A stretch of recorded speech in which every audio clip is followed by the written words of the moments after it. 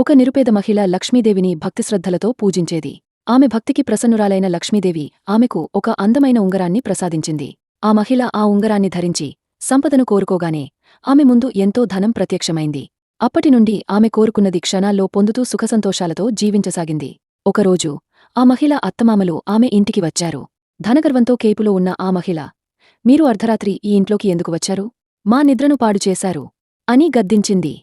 వెంటనే ఆమె తన సేవకులను పిలిచి అత్తమామలను ఇంటి నుండి బయటకు గెంటేయమని ఆజ్ఞాపించింది. సేవకులు ఆ మహిళ అత్తమామల చేతులు పట్టుకుని బయటకు నెట్టబోతుండగా ఒక్కసారిగా పెద్ద మెరుపు మెరిసి ఆ మహిళ ఇంటిపై పడింది. క్షణాల్లో ఆమె ఇల్లు పూర్తిగా కాలి బూడిదైపోయింది. ఆమె ఉంగరం కూడా ఎక్కడో పడిపోయింది. ఆ కోటీశ్వరురాలు బిచ్చగత్తెగా మారిపోయింది.